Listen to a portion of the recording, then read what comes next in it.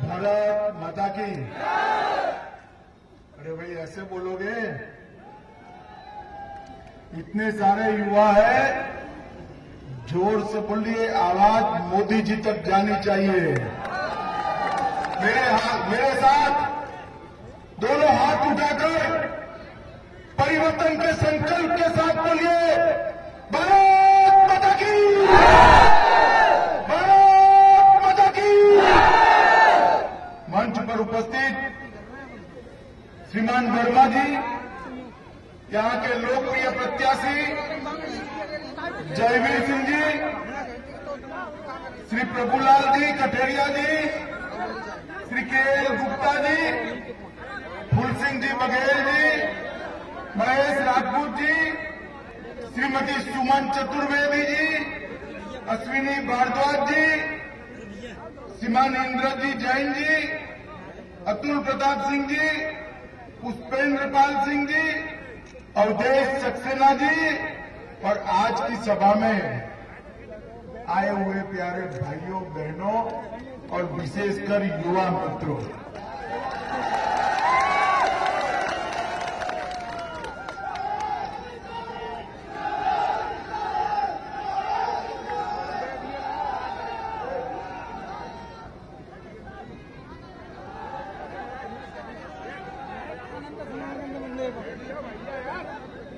मित्रों, आज अगर जो प्रत्याशी होंगे सपा के, जिन्होंने 5 साल तक आपको बहुत परेशान किया है, कहीं से देखते होंगे तो उनको मालूम पड़ जाएगा 11 तारीख को उनका खेल खत्म होने वाला है। मैं देख रहा हूं, मेरी ताई हो रो, बाई हो रो, आगे हो, पीछे हो, मुंड ही मुंड दिखाई पड़ते हैं मित्रों, मुंड ही मुंड दिखाई पड़ते हैं। इस शीर्षागंज के अंदर जो परिवर्तन आने वाला है, वो परिवर्तन आप लोगों की उपस्थिति दर्शा रही है मित्रों, आप लोगों की उपस्थिति। मित्रों, ये 11 तारीख को आपको सबको वोट देने जाना है, यूपी की नई सरकार बनाना है। अभी अभी हमारे जयवीर सिंह जी पर कहते थे मुझे जिता दीजिए, कमल के फूल पर बटन दबाकर जिता दीजिए।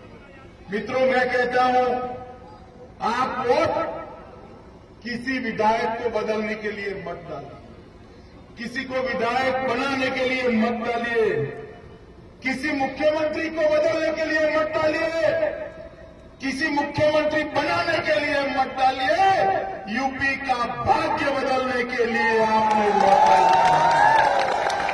आपका वोट आने वाले कई सालों तक यूपी के युवाओं का भाग्य बदलने वाला है, यूपी की महिलाओं को, बेटियों को सुरक्षा देने वाला है, यूपी के किसानों का कल्याण करने वाला है। मित्रों, अभी अभी 5 साल तक गुंडाई करी, जमीन कब्जा किया, भ्रष्टाचार किया, महिलाओं पर अत्याचार किया, और 5 साल के बाद अखिलेश जी कहते हैं मैं सुधर गया हूं।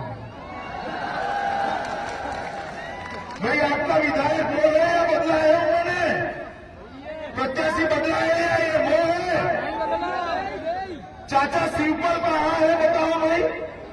सपा में है ना? अतीक अहमद कहां है बताओ? सपा में है ना? आजम खान कहां है? कहां है? क्या बदल गया भाई? अरे जनता की आंख में धूल मत झोंको अखिलेश। 2 शाहजहां इकट्ठा होकर यूपी की जनता को मूर्ख नहीं बना सकते। मित्रों, ये 2 शाहजहां ऐसे हैं, एक से अपनी मां परेशान है, दूसरे से अपना बाप परेशान है। और ये कहते हैं हम उत्तर प्रदेश को बदल देंगे। अरे अखिलेश जी, 5 साल दिया था आपको, क्या किया 5 साल में? उत्तर प्रदेश को 5 साल में रोजगार बेरोजगारी में नंबर 1 बनाना था, बनाया आपने? युवा और रोजगारी मिली है आपको? किसानों को समृद्ध बनाना था, धान की खरीदी की है, किसानों को उचित दाम मिले हैं, फसल बीमा मिला है। मित्रों, महिलाओं को सुरक्षा देनी थी, आपने क्या किया? यूपी नंबर 1 बना है भैया। ऐसा नहीं है कि किसी भी बात में यूपी नंबर 1 बना है। मैं बताता हूं, कुछ चीजों में अखिलेश जी ने यूपी को नंबर 1 बना दिया। ये उत्तर प्रदेश में हर रोज 24 महिलाओं पर बलात्कार होते हैं। बलात्कार करने में अखिलेश जी ने, सपा के गुंडों ने यूपी को नंबर 1 बना दिया। इस उत्तर प्रदेश में हर रोज 13 हत्याएं होती हैं। हत्या करने में अखिलेश जी ने पूरे यूपी को नंबर 1 बना दिया। इस यूपी में 2,97,000 एक साल की चोरी, लूट, खसोट होती है। यूपी ने उसको नंबर 1 अखिलेश ने बना दिया। मित्रों, जिस प्रकार का भ्रष्टाचार हुआ है उसको इस समाजवादी पार्टी की सरकार नहीं रोक सकती। चाचा भतीजा का नाटक कर अखिलेश देश की जनता के आंख में धूल झोंकना चाहते हो। यूपी की जनता सब जानती है, आपको पहचानती है। मित्रों, ये 2 खूबसूरत शहजादे इकट्ठा हुआ है। देख रहे हो ना? देख रहे हो? नहीं देख रहे हो? एक ने देश लूटा है, एक ने प्रदेश लूटा है, दोनों मिलकर उत्तर प्रदेश लूटना चाहते हैं। मित्रों, कांग्रेस पार्टी उत्तर प्रदेश में अच्छा शासन देने का वादा करती है। श्रीमान राहुल जी, आपकी सरकार थी 10 साल तक, यूपीए की सरकार थी। घपले, घोटाले, भ्रष्टाचार, 12 लाख करोड़ रुपए का भ्रष्टाचार आपने किया है। किस मुंह से उत्तर प्रदेश में आप भ्रष्टाचार उखाड़ने की बात करते हो? किस मुंह से कहते हो? मित्रों, ये नेशनल हाईवे जो बना है, इसमें मुआवजा किसानों को नहीं मिला। सपा के गुंडे मुआवजा लेकर चले गए। हर जगह पे इनके भू माफिया गरीबों की, किसान की, सरकार की भूमि अधिग्रहित करके बैठे। ये भू माफिया को ये राहुल बाबा और अखिलेश नहीं हटाते थे। आप भाजपा की सरकार बना दो, 7 दिन के अंदर एक भी भू माफिया उत्तर प्रदेश में दिखाई नहीं पड़ेगा। मित्रों, एक भी भू माफिया दिखाई नहीं पड़ेगा। मित्रों, जो गुंडागर्दी हो रही है, वो गुंडागर्दी ये लोग नहीं रोक सकते। मित्रों, मोदी जी उत्तर प्रदेश से चुनकर आपने भेजे हैं। आज मोदी जी की अगर सरकार बनी है ना, तो मुझे कहने में कोई संकोच नहीं है कि उत्तर प्रदेश की महान जनता ने मोदी जी की पूर्ण बहुमत की सरकार बनाई है। कोई संकोच नहीं। 80 में से 73 सीटें आपने दे दी। मोदी जी हर साल 1 लाख करोड़ रुपया ज्यादा देते हैं। कितना देते हैं भाई बोलो? मगर नीचे दिखाई पड़ता है। मैं पूछना चाहता हूं अखिलेश जी को कि 2.5 साल का 2.5 लाख करोड़ रुपया कहां गया? वो तो जवाब नहीं देते। आपसे बातचीत करने नहीं आएंगे, रोड पर ही घूमते रहते, रोड शो करते, रोड शो। बातचीत नहीं करते, वो बस पर चढ़ जाते और घूमते रहते हैं। मित्रों, 2.5 लाख करोड़ कहां गया? मैं बताऊं आपको, जानना है? आपके गांव में कोई सपा वाले का मकान हो तो देख लेना। 5 साल पहले वो मकान टीन के पत्रों का होगा, आज 4 मंजिला हवेली वहां बन गई होगी। 5 साल पहले सपा का कार्यकर्ता मोपेड पर घूमता होगा, लीना आता है ना, दुपहिया। आज उसके घर पर brand new ambassador, brand new Fortuner गाड़ी आपको दिखाई पड़ेगी। ये मोदी जी ने जो 2.5 लाख करोड़ भेजा, वो वहां चला गया। 5 साल तक समाजवादी पार्टी की सरकार ने कुछ नहीं किया। और जब लगा कि चुनाव हारने वाले हैं तो अपने आप को मां गंगा जैसा पवित्र बताने निकले हैं। मित्रों, उनके जा से नहीं होता। भारतीय जनता पार्टी ने जिस प्रकार से अपना एजेंडा चुनाव घोषणा पत्र डिक्लेयर किया है, मैं बताना चाहता हूं मित्रों, भारतीय जनता पार्टी अगर सत्ता पे आती है तो सबसे पहला काम करेगी छोटे और सीमांत किसानों का संपूर्ण ऋण माफ कर दिया जाएगा। दूसरा काम करेगी, अगर भारतीय जनता पार्टी सत्ता में आती है, आप भाजपा की सरकार बना दीजिए, आने वाले दिनों में किसान के पास से ऋण पर ब्याज 0% लिया जाएगा। मित्रों, गन्ना किसानों के 6,000 करोड़ का बकाया हम 120 दिन में चुकता कर देंगे और आगे पर गन्ना डालते ही 14 दिन के फर्क का चेक एडवांस में दे दिया जाएगा। मित्रों, आप लोग यूपी के किसान मेहनत कर कर, पसीना बहाकर, अपना खून डालकर धान को पकाते हो खेत में। मोदी जी धान की न्यूनतम मूल्य भी देते हैं, मगर आपका धान यूपी सरकार खरीदती है क्या? बताइए, खरीदती है? अगर भारतीय जनता पार्टी की सरकार आई तो धन्ना सेठों के हाथ कोड़ियों के दाम आपका धान नहीं बिकेगा। किसान का एक एक किलो धान भारतीय जनता पार्टी की सरकार खरीद लेगी। मित्रों, एक एक किलो धान खरीद लेगी। मित्रों, मैं भारतीय जनता पार्टी के कार्यालय पर हर सोमवार को बैठता हूं, लोगों को मिलता हूं, तो एक बार एक ताऊ आ गए मेरे पास, पश्चिमी यूपी से आते थे, अमरोहा से। तो ताऊ ने कहा, अमित भाई मेरे साथ बहुत गलत हो गया। मैंने बोला, ताऊ क्या हो गया तेरे साथ? तो उन्होंने कहा, मैं बैलगाड़ी में गन्ना भरकर जाता था और अमरूद खरीदने के लिए पोते के लिए खड़ा रहा, वापिस आए तो मेरा बैल ही गायब हो गया। बोलो भाई, इसका बैल गायब हो गया। तो मैंने कहा, ताऊ आजम की भैंस मिल गई तो तेरा बैल भी मिल जाएगा, तू क्यों चिंता कर रहा है? तो उसने कहा, अमित भाई आजम की भैंस तो मिल गई मगर मेरा बैल नहीं मिलेगा। मैंने बोला, क्यों नहीं मिलेगा? तो उसने कहा कि बैल इसलिए नहीं मिलेगा कि इसको कत्ल खाना वाला, उसको कत्ल खाना वाले उठाकर ले। मित्रों, हमने तय किया कि किसान की गाय हो, भैंस हो, पशुधन हो, उसको कत्ल खाने वाले ले जाते हैं। अगर भारतीय जनता पार्टी की सरकार बनती है तो हम पूरे के पूरे उत्तर प्रदेश में यांत्रिक कत्ल खानों पर प्रतिबंध लगाने वाले हैं। प्रतिबंध लगा, किसानों के गाय भैंस को कोई नहीं ले जा पाएगा। एक पलायन होगा। आप अगर एफआईआर करने जाते हो तो आपको पूछोगे, भाई बोलो कौन जाति से हो? ये दरोगा का काम है क्या पूछना? बताओ, है दरोगा का काम? वो पूछोगे कौन धर्म के हो, ये इसका काम है।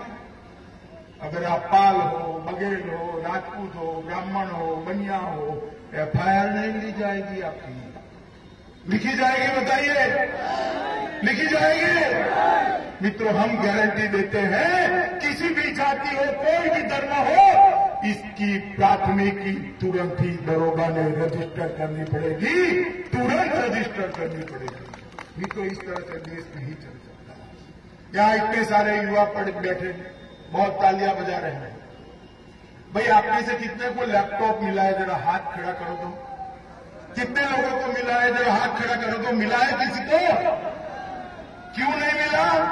बहुत बटे हैं, आपको क्यों नहीं मिला? बताओ, क्यों नहीं मिला? किसको मिलता है? किसको मिलता है? मित्रों, आप चिंता मत करिए, नई सरकार बनेगी। जाति और धर्म के भेदभाव के अलावा हर युवा को 1 GB इंटरनेट कनेक्शन के साथ उसको लैपटॉप मुफ्त में देंगे। हम जाति नहीं पूछेंगे, हम धर्म नहीं देंगे। हर एक को अधिकार है उत्तर प्रदेश की सरकार पर।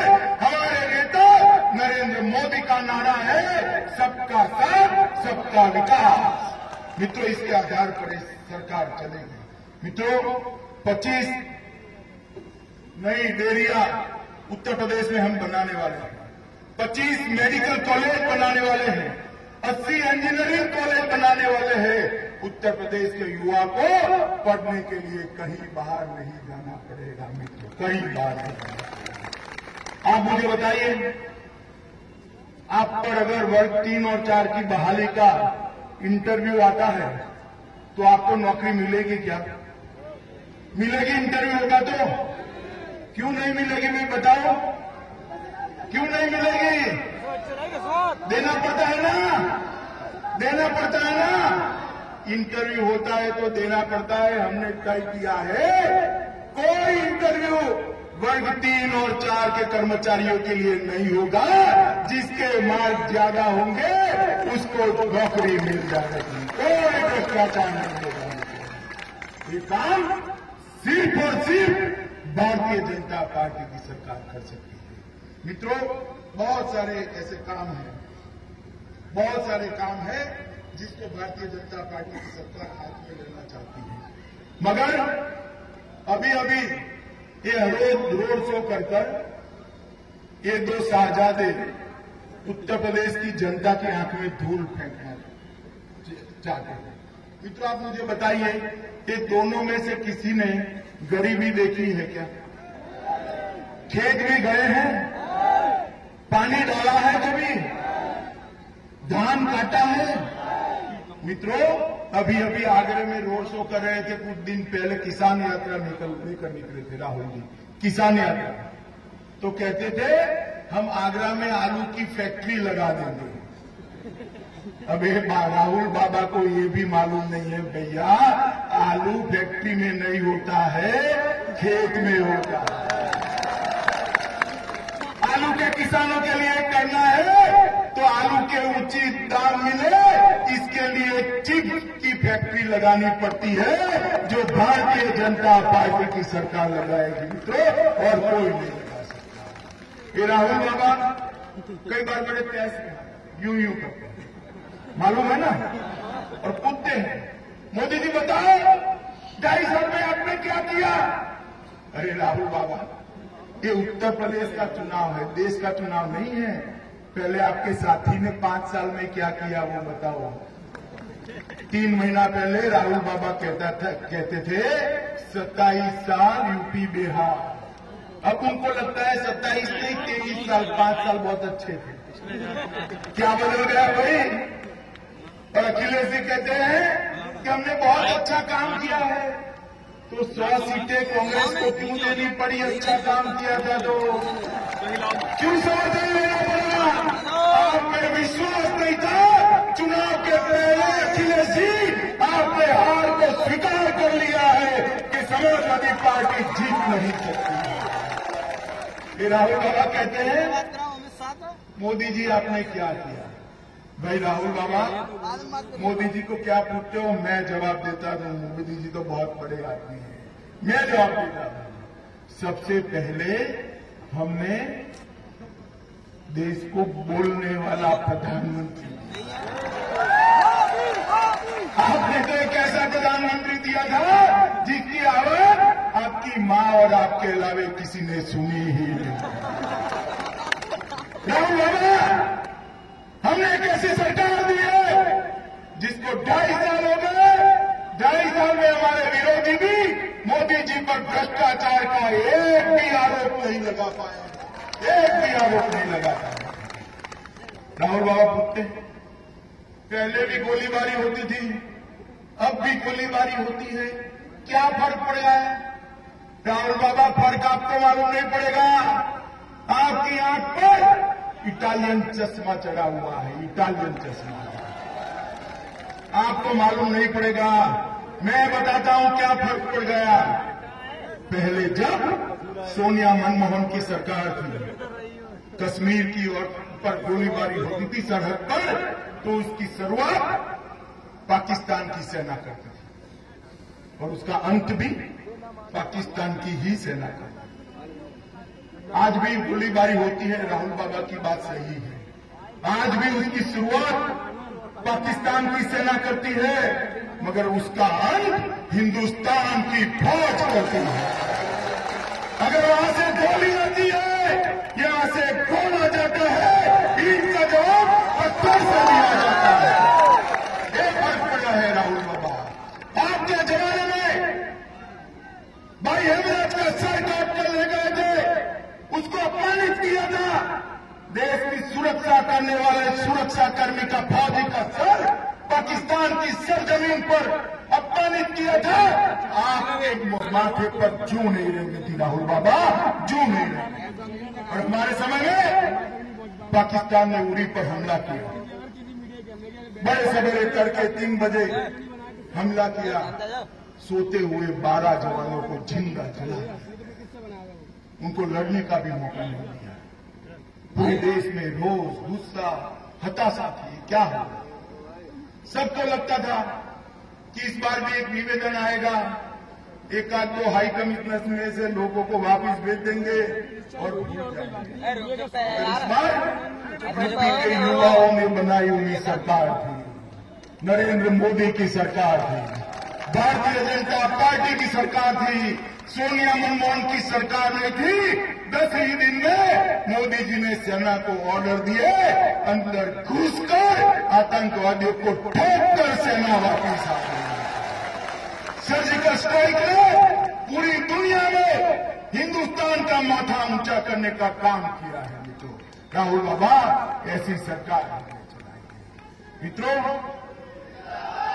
मोदी जी ने बहुत सारी बातें मोदी जी ने करी।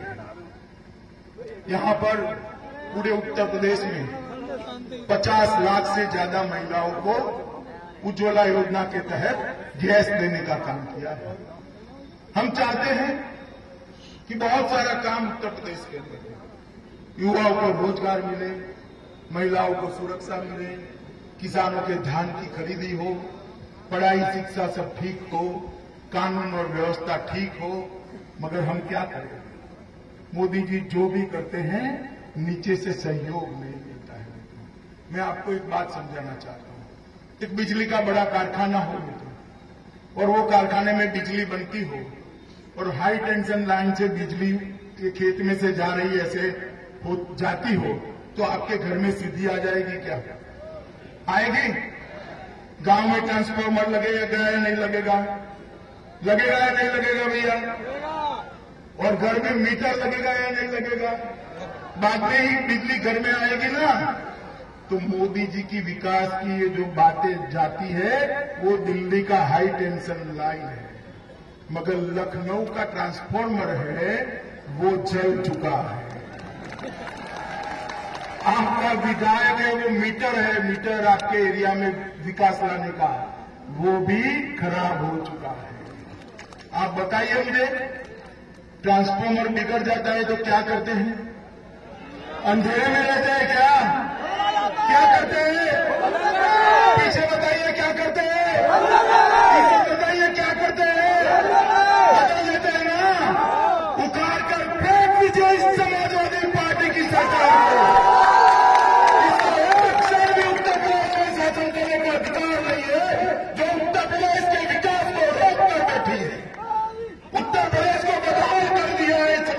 पार्टी की सरकार एक बात थे बर्बादी के लिए, अब दो आ गए हैं। 1 से 10 थे, 2 आ गए। बताओ भैया कहां जाएगी उत्तर प्रदेश? एक इंजन बहुत बड़ा आपने दिल्ली में भेजा है, एक इंजन बहुत बड़ा भेजा है नरेंद्र मोदी सरकार। वो बहुत जोर से चलना चाहता है, मगर बहुत बड़ा प्रदेश है, 20 करोड़ की आबादी है, धक्का थोड़ा कम पड़ता है ना कम। पीछे लखनऊ सरकार का भी इंजन लगा दो, डबल इंजन डबल फास्ट चलकर उत्तर प्रदेश को सबसे आगे ले जाएंगे। हमने कहा है उत्तर प्रदेश में सरकार आने के साथ ही 2 ही साल में हर घर में 24 घंटे सीधा बिजली पहुंचाने का इंतजाम भारतीय जनता पार्टी। हमने तय किया है कि हर एक गरीब को सस्ती दवाई मिल सके, इसलिए ब्लॉक स्तर पर जेनरिक दवाओं की दुकानें खोल दी जाएगी, जिससे गरीब को सस्ती दवाइयां मिल सके। मित्रों, एंटी रोमियो स्क्वाड जो महिलाओं की, छात्राओं की छेड़खानी करने वाले गुंडों को उल्टा लगता है, एंटी फायरिंग स्क्वाड करने वाले हैं, जिसके कारण धर्म के आधार पर उत्तर प्रदेश में अपना गांव छोड़कर किसी को जाना नहीं पड़ेगा। मित्रों, जाना नहीं पड़ेगा। मैं बताना चाहता हूं, दिल में से ख्वाब निकाल दीजिए। कितना भी सितम कोई कर ले, जब जनता जनार्दन जागती है, जनता जागती है, गुंडों को भागना पड़ता है।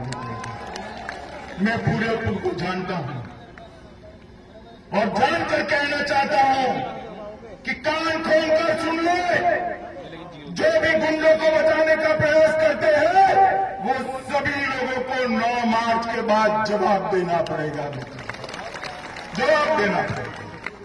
और भारतीय जनता पार्टी की सरकार इस उत्तर प्रदेश में कानून का राज लाना चाहती है। मित्रों, आप मुझे बताइए, उत्तर प्रदेश में आप विकास लाना चाहते हैं या नहीं चाहते? हर किसान को फसल बीमा देना चाहते हैं या नहीं चाहते हैं? हर महिला को सुरक्षा देना चाहते हैं या नहीं चाहते हैं? किसानों का धान खरीदा जाए ऐसी व्यवस्था चाहते हैं या नहीं चाहते हैं? किसानों का ऋण माफ करना है या नहीं करना है? पशुओं को बचाना है या नहीं बचाना है? युवाओं को रोजगारी देनी है या नहीं देनी है? तो ये सरकार नहीं दे सकती, भाजपा सरकार नहीं दे सकती। बताओ, मोदी जी के नेतृत्व में आप भारतीय जनता पार्टी की सरकार बनाओगे? जरा जोर से बोलो, बनाओगे? हमारे भाई जयवीर सिंह को जिताओगे? 2/3 बहुमत से सरकार बनाओगे? कमल के निशान पर बटन दबाओगे? देखो भाई, बटन जरूर दबाना, मगर इतने जोर से दबाना, बटन तो सहरसा में दबे, करंट इसका इटाली में लगे। दबाएंगे? मित्रों, इतने वोट से जयवीर सिंह नहीं जीत पाए, इतने वोट से सरकार नहीं बन पाए। आप में से कितने लोगों के पास फोन है, बताइए जरा। जरा हाथ खड़ा करो भाई, शर्माओ मत, टैक्स नहीं लगेगा, सबके पास है ना?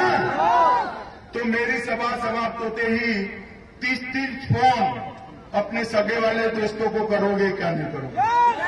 करेंगे? सबको 30 फोन करके बताओ, भारतीय जनता पार्टी की सरकार बताओ, गुंडे से उत्तर प्रदेश को मुक्त बनाओ। बताएंगे? पक्का? मैं मोदी जी को कह दो, पक्का कह दो? तो मेरे साथ परिवर्तन के आदेश के साथ, परिवर्तन के संकल्प के साथ दोनों हाथ खड़ा कर मुट्ठी भींच के बोलिए, भारत माता की।